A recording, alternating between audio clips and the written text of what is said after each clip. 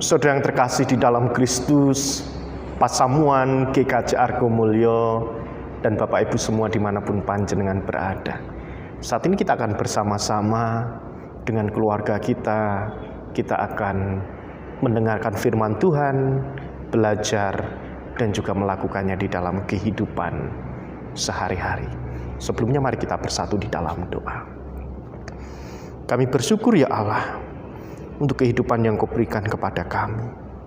Sore hari ini bersama dengan anggota keluarga di rumah kami masing-masing, kami akan menyambut kebenaran firman Tuhan sebagai makanan rohani di dalam kehidupan kami. Terima kasih ya Allah, berfirman-Lah, karena kami siap untuk mendengarkan.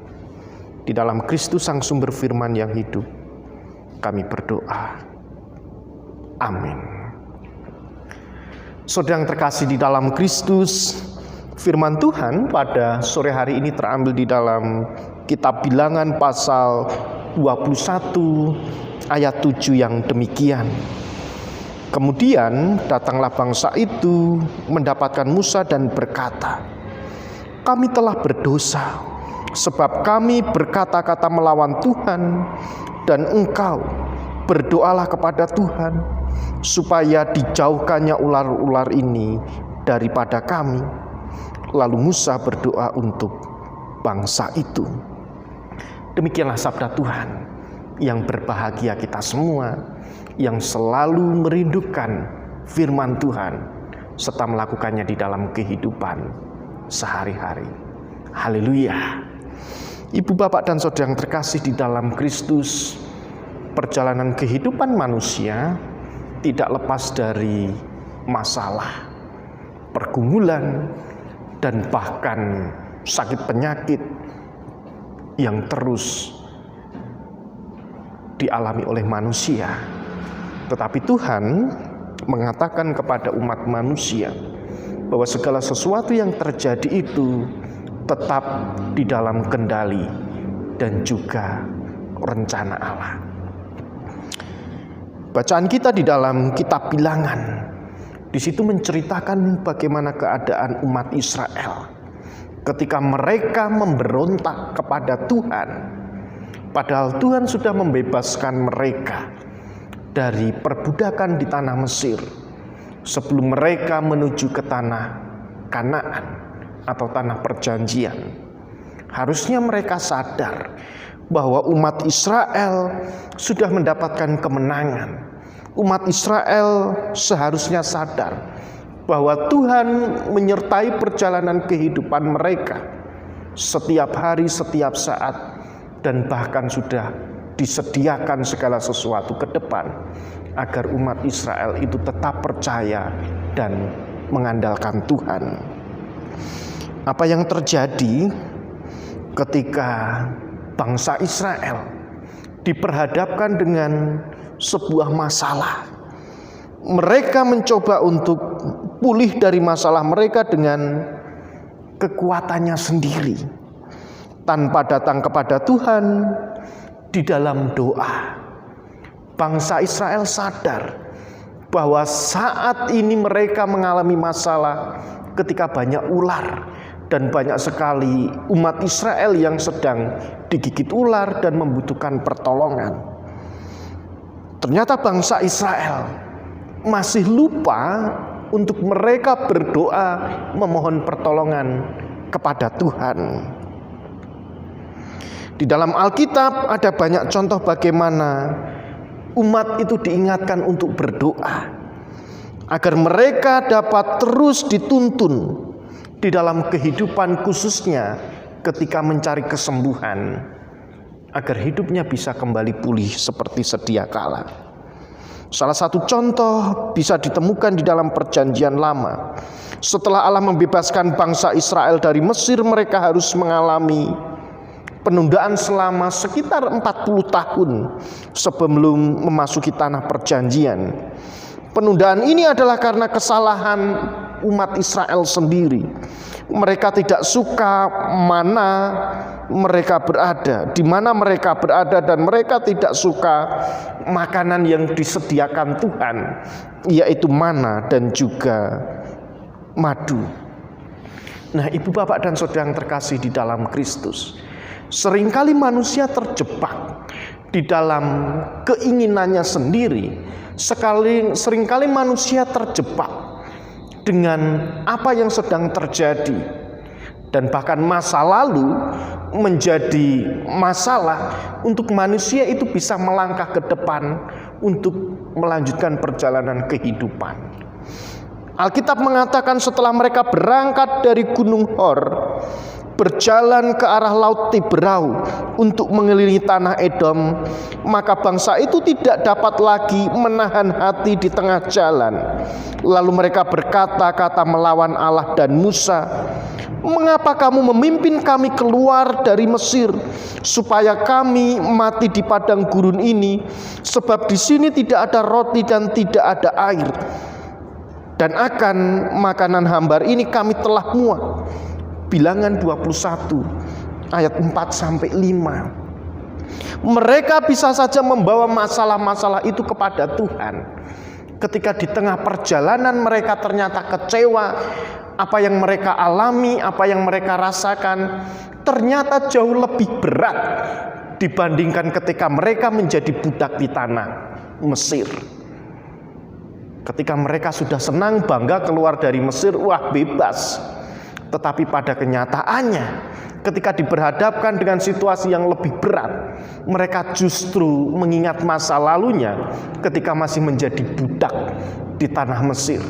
Mereka bangga walaupun menjadi budak, tetapi makanan dan minuman semua tercukupi. Inilah sifat asli bangsa Israel. Selalu mengingat-ingat masa lalu yang mungkin jauh lebih baik lagi. Tetapi mereka lupa bahwa mereka sudah dituntun Tuhan keluar dari negeri perbudakan di tanah Mesir. Tuhan sudah menyediakan masa depan yang lebih indah ketika mereka nanti tiba di tanah perjanjian atau di tanah Kanaan.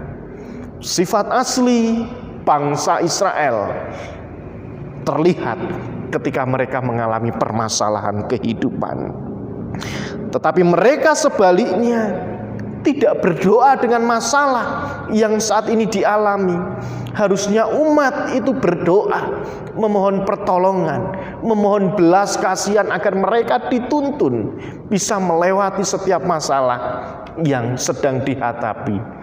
Tetapi kenyataannya bangsa Israel justru berbalik melawan Tuhan yang sudah membawa mereka keluar dari negeri perbudakan, yaitu di tanah Mesir. Akhirnya kemudian Allah mendatangkan ular berbisa, dan banyak orang Israel yang digigit dan jatuh sakit. Mereka tahu bahwa satu-satunya solusi yang harus dilakukan ialah meminta Musa berdoa untuk mereka, dan ia pun melakukannya. Maka Allah berfirman kepada Musa, yaitu Tuhan memberi Musa sebuah rencana buat bangsa Israel. Dia berkata kepada Musa, "Buatlah ular tedung dan taruhlah itu pada sebuah tiang. Maka setiap orang yang terpakut, jika ia melihatnya, akan tetap hidup." Di ayat yang ke-8. Tuhan sudah merencanakan segala sesuatu untuk kehidupan umatnya. Tetapi manusia sering lupa bahwa ketika memiliki permasalahan kehidupan, Tuhan mengingatkan untuk berdoa. Seperti di ayat yang ke-7, kami telah berdosa. Sadar umat Israel itu telah berdosa, tetapi mereka tidak mau dengan sendiri berdoa kepada Tuhan agar dikeluarkan dari permasalahan, agar dibebaskan dari segala pergumulan, agar tetap dituntun dan dikuatkan ketika memiliki permasalahan kehidupan. Justru menyuruh orang lain, padahal mereka umat Israel sudah sadar bahwa mereka berdosa. Nah, seringkali apa yang dilakukan umat Israel itu juga sering dilakukan oleh orang Kristen, umat percaya. Masalah hidup membuat manusia, saya dan Bapak Ibu semua terkadang masalah itu justru menjadikan kita ini menyalahkan Tuhan, menyalahkan keadaan. Kita justru sering terpaku dengan masa lalu. Kalau begitu, kita hidup atau kami hidup atau saya hidup saja seperti yang lalu-lalu. Yang penting aman, yang penting nyaman. Tetapi terkadang manusia lupa, tidak mau keluar dari zona nyaman. Selalu terkungkung dengan pikiran, pemahaman yang itu-itu saja. Lupa kalau Tuhan itu menyediakan jauh lebih baik di depan kita, asalkan kita mau keluar dari situasi yang saat ini kita alami. Manusia diingatkan untuk berdoa. Ular adalah gambaran masalah hidup. Dan ular-ular zaman sekarang, masalah-masalah hidup zaman sekarang itu bermacam-macam. Tetapi firman Tuhan mengingatkan, seperti Musa mau mendoakan umat Israel, kita pun juga diingatkan untuk mendoakan saudara-saudara kita. Dan kita juga diingatkan untuk berani berdoa, memohon pertolongan kepada Tuhan. Yang mungkin saat ini kita sedang sakit. Sakit yang kita alami jangan menjadikan kita justru menghardik Allah atau bahkan menyalahkan Allah. Tetapi apapun yang terjadi, itu membuat manusia ingat bahwa hidup kita, tubuh ini adalah fana, tidak sempurna. Harus terus memohon belas kasihan Tuhan. Di dalam iman, Tuhan pasti akan menolong dan memberikan kesembuhan. Tidak hanya sakit penyakit, tetapi masalah-masalah kehidupan yang lain, seperti gambaran-gambaran ular-ular yang lain, mungkin sering kita hadapi, kita alami. Tetapi jadikan semuanya itu pengingat bahwa kita tetap membutuhkan seorang penolong, yaitu Tuhan Yesus, Raja dari segala raja, yang mampu menolong dan menuntun kita.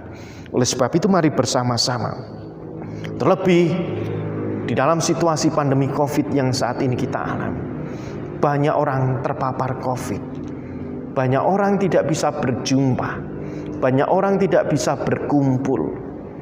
Ini adalah sebuah masalah bagi kehidupan. Tetapi Tuhan mengingatkan, ayo bersama-sama tetap berdoa, mendoakan diri kita, keluarga kita, gereja kita, orang-orang yang kita kasihi, orang-orang yang ada di sekitar kita, kota kita, bangsa kita. Semuanya kita doakan agar senantiasa kita dimampukan untuk melewati pandemi COVID, untuk melewati masalah-masalah kehidupan dengan penuh keyakinan dan ucapan syukur bahwa Kristus akan menolong dan menuntun kita. Mungkin kita saat ini seperti bangsa Israel, gampang nyalahke.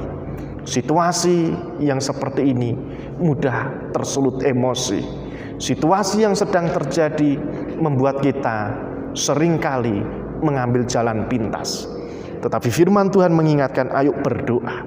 Dengan berdoa menolong kita untuk tetap tenang. Dengan berdoa menolong kita untuk tetap menyerahkan kehidupan.